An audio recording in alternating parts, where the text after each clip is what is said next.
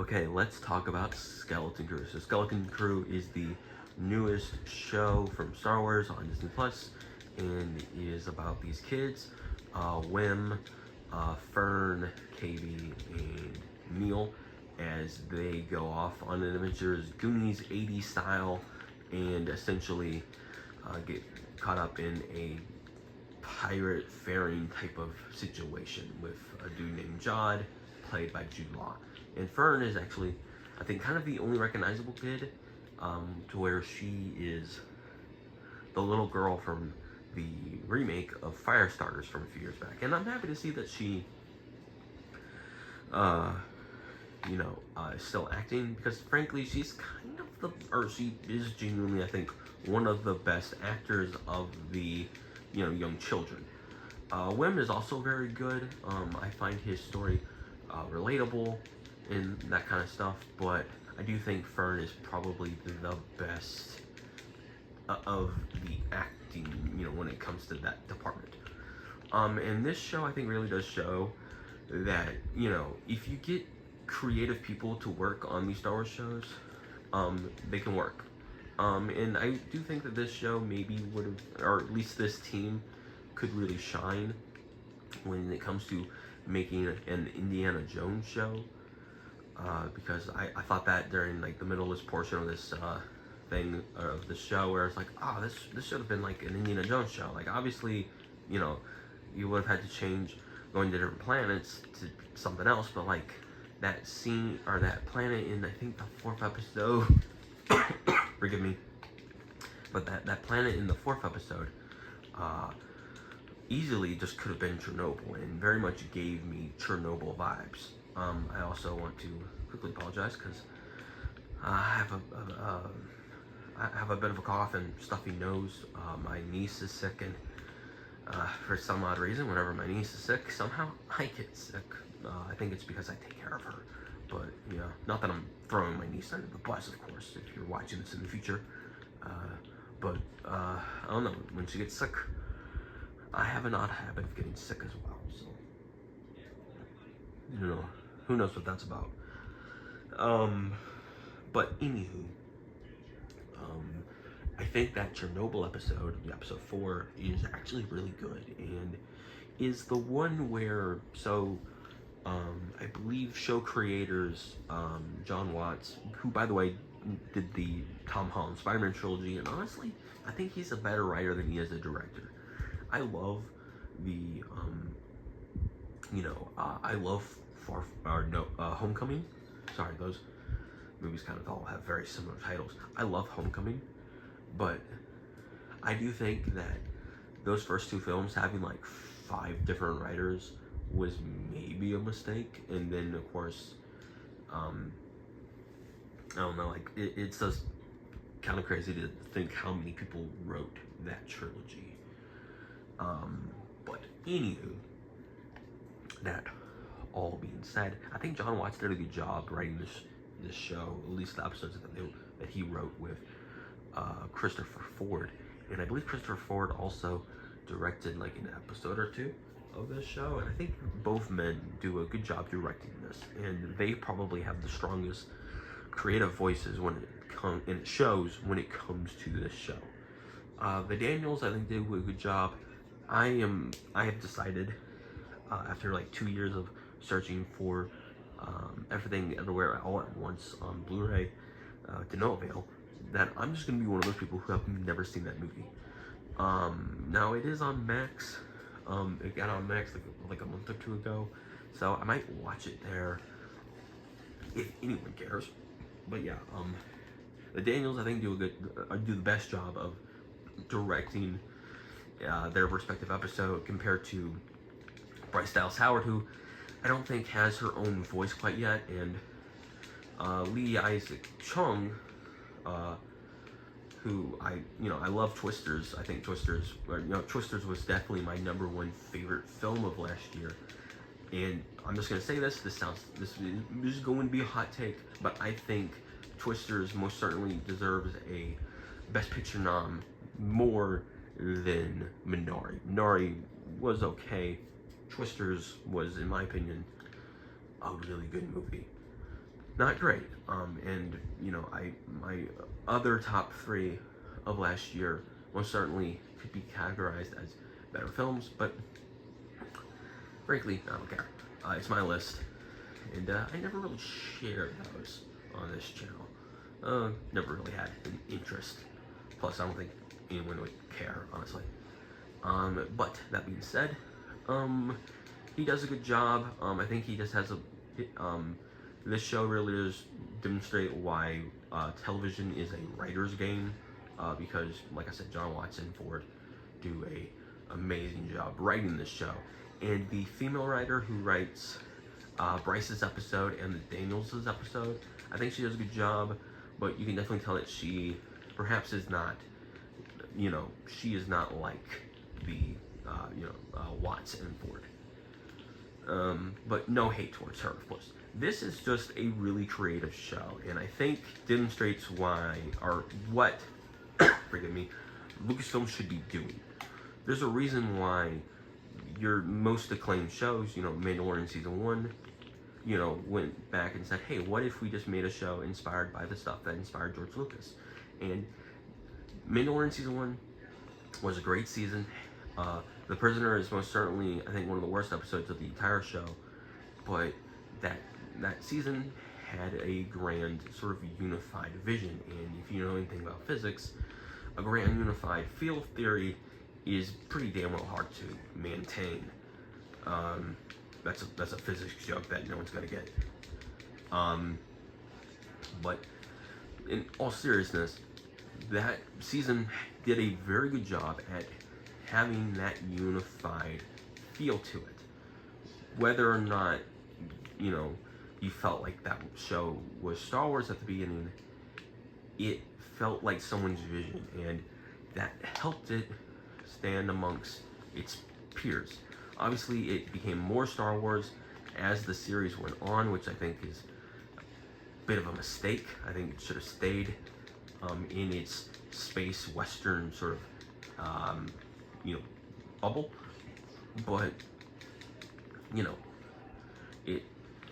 the Mandalorian and Grogu have become literally the faces of Star Wars, so it makes sense that their show became more Star Wars-esque as the show went on. And then, of course, Andor is a political science thriller. A bit more, all the President's Men than the Bourne films were, but it still very much had that Bourne Identity espionage type feel, and that helped the show be unique in amongst its peers. And of course, Andor is widely considered to be the greatest Star Wars show ever made. And while I will say that that's true on a writing level and on a set level, it's far too damn depressing for me to sort of consider it to be that. I like my Star Wars fun, y'all, and this show most certainly is fun. And I think that is what makes Skeleton Crew unique. It doesn't feel like a Star Wars show, and I think the best of these Disney Plus live action shows haven't felt like Star Wars. And I think that's unfortunately, I don't know, a poor reflection perhaps of Disney's Disney's Star Wars handling, their handling of Star Wars. that Kenobi, good show, but it most certainly had its issues, and it most certainly would have been better if it was a movie. The Boba Fett was half a good show, half a bad show. The Acolyte really shows why a TV show needs a good, strong, creative head or creative writer at the helm. Lindsay Headland or Headlice, Headgiver, I don't know what the fuck her name was, but she was not a writer, and it was painfully obvious to almost every single person who watched The Acolyte. That being said, I don't blame her. I don't know what she did to get, The Acolyte made, whether that was blackmail or something like that, I don't know, but I don't know what she did, what kind of voodoo she pulled, But that just shows that, you know, you need a strong writer, I think, at the helm of a show like this. And, you know, apparently John Watts and Christopher Ford were strong writers. And yeah, like, I, you know, love the sort of, and, you know, yeah, I love The Mandalorian. I love this show, Skeleton Crew. And I think that this show, while it's most certainly not successful, unfortunately, because of Disney's poor management of the entire Star Wars, sort of, you know, everything, and unfortunately we may not get a second season, although I will say this is a pretty enjoyable little show that, while I would love a second season, I think, yeah, like, I could watch this show again and be pretty damn well satisfied by its, you know, turnout. You know, will I want more? Of course, but I think that's what the best sort of television should give you, is you should want more. And yeah, that's what I think good television should do. But no, like, this has a really strong creative vision. Nick Frost did amazing as 33, the droid, doing a very good job, like, at a Cockney accent, very much sounding like what we imagine pirates to sound like. And of course, Jude Law did an amazing job. And I think the young kid actors did a good job as well, giving those nice little moments. And I think it helps that they were, you know, handed good scripts. And you wanna know what? Despite, I think some of the directors not necessarily, yeah, the directors did fine. Like, I don't want to sound like I'm hating on them. They did fine. John Watts is a competent director. Bryce Dallas Howard, competent director. Lee Isaac Chung, competent. The Daniels won a fucking Oscar or something. Like, these guys are competent. The thing is that, you know, there's just certain things that you gotta do, you know, when it comes to making, you know, a TV show, especially a high-budget TV show. But they did a really good job directing these children, and these children did a very good job acting in this show. And the parents, hell, this is probably the best depiction of parents in, like, either an 80s piece of media or a piece of media trying to be like the 80s that I've ever seen. These parents actually care about their children, and you don't get that a lot in 80s media. Hell, in the actual IRL 80s, parents were kind of shitty back then. Like, there's a reason why, you know, in the 90s, there began to be, oh shit, wait, our kids can get kidnapped by people in white vans? Should we do something about that? Nah, they're gonna come back. No, they didn't come back. And, you know, kids like me had to be taught to not talk to strangers. Our world became a lot less friendly because parents in the 80s weren't necessarily great at doing their job. And of course, you know, obviously, there's a reason why Generation X is called Generation X. It's the forgotten generation. You know, like, it's literally in the name, y'all. Like, but of course, nothing against our grandparents. They probably did their best. They just, you know, traumatized their children, and now we are subsequently also traumatized by their children. But anywho, all joking, of course, aside, these parents are amazing, and I think they did a very good job acting. Fern's mom is a real highlight. Wim's dad, I mean, like I said, I don't know if I said this already, but I can really relate to Wim's problem. Wim is a kid who, you know, has an active imagination. He's, you know, he's obviously a little smarter than his you know, hometown is, and he's trapped there. Like, I can relate to that feeling. I feel like I'm trapped in, you know, where I graduated high school, and I mean, I could handle it a whole lot better, but I do most certainly feel kind of trapped here. And, you know, that's not like an easy feeling to sort of just walk off. If you feel trapped in a place, you're going to feel trapped in it no matter what happens. And I don't know, I can kind of relate to that feeling, you know, good or bad. So Wim, you know, I think he's very good, but I like that his dad actually kind of cares about him. Like, his dad seems to be kind of neglectful, but like, it's a very believable kind of neglectful. You know, Wim's dad isn't a bad dad, he's just, you know, a bit neglectful, and I don't know, that feels kind of real to me. Because not all, I mean, if you're a bad parent, you're a bad parent, but like, there are obviously circumstances that we don't know about when it comes to Wim. And Wim really is the main character. Despite Fern, you know, giving the best performance amongst the kids, Wim is the main character. He is our, what's Sean Astin's character, Daniel? He's our Daniel from the Goonies, you know? And no, you know, all these kids do a good job. I will just say, those people who like gushed a little too much over Neil, like they're like, oh, he's in a bathtub. Oh, he's got a crush on a girl. Like, okay, like, be better, y'all. Like, I don't know what your problem is, but like,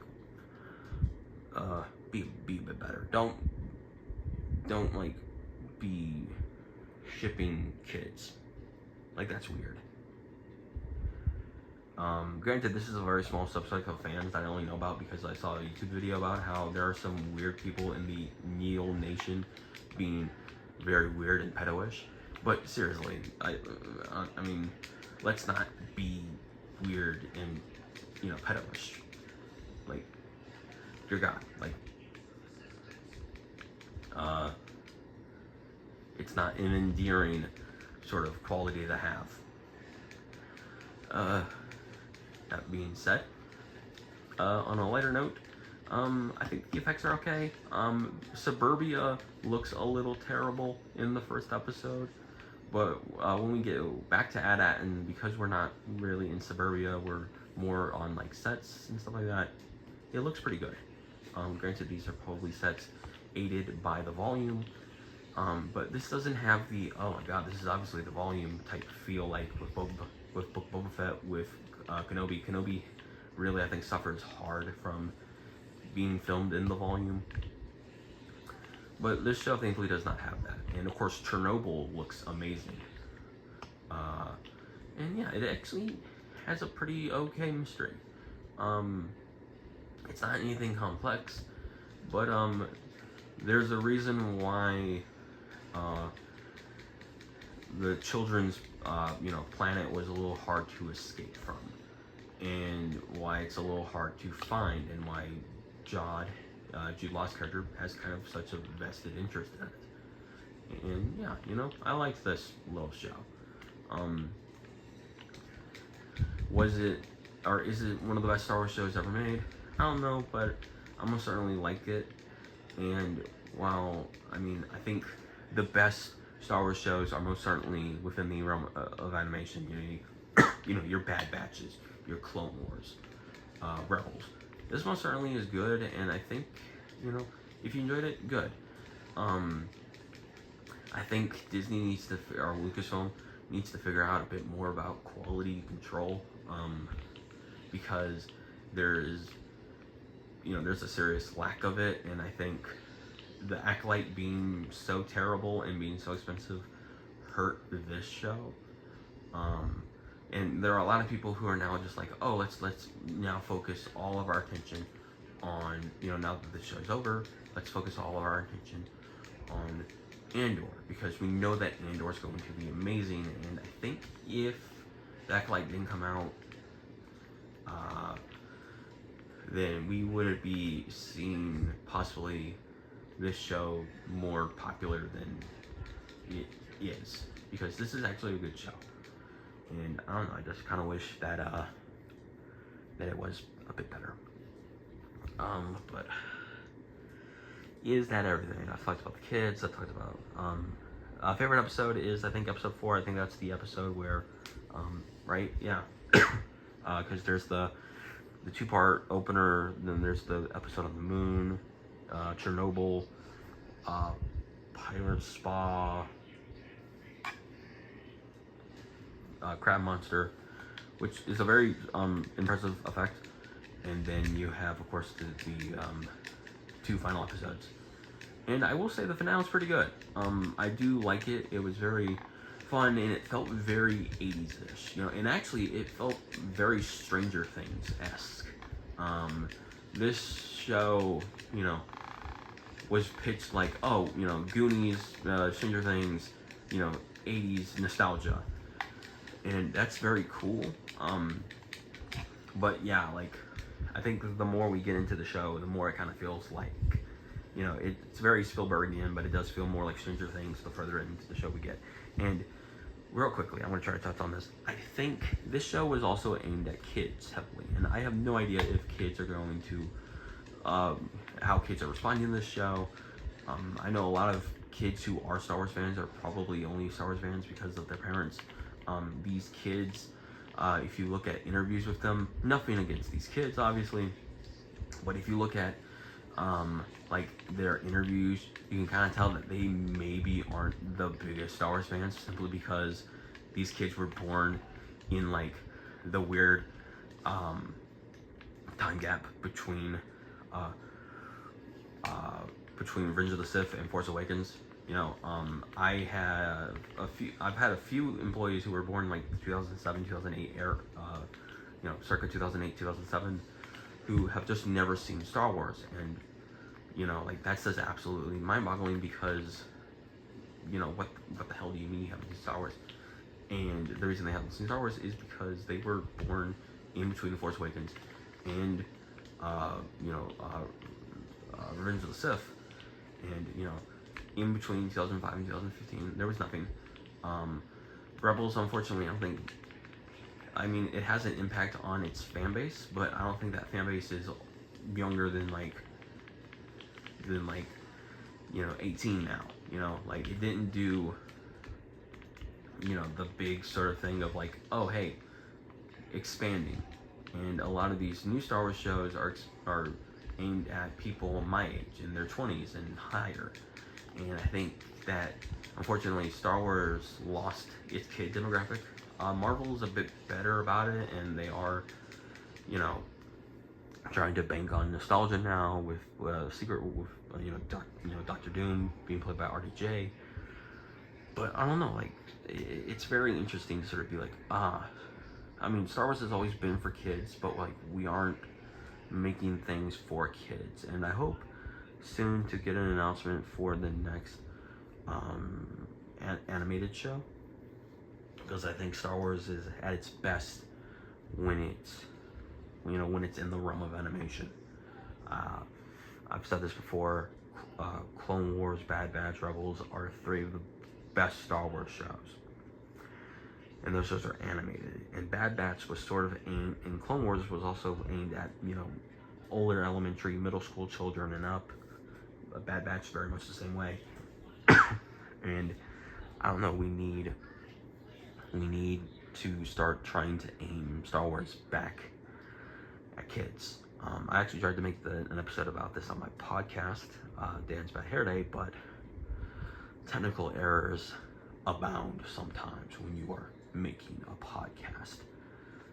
But that being said, I tried my damnedest, and now I'm talking about it here, because yeah, I think Star Wars needs to, you know, center itself, figure out what the hell it's doing, and hopefully soon and very soon we can have you know, Star Wars for everybody. Hopefully The Mandalorian is a good movie. Mandalorian and Grogu hopefully is a good movie. Hopefully it makes gangbusters, and hopefully it hits, you know, it hits more of that children demographic and makes new Star Wars fans. Because I said this in my review of Sonic the Hedgehog 2 back in 2022. These media, and this is my final point, I swear to God, these big franchises cannot survive on people my age and older. They just can't. If you aim yourself you know, this is what happened with Transformers.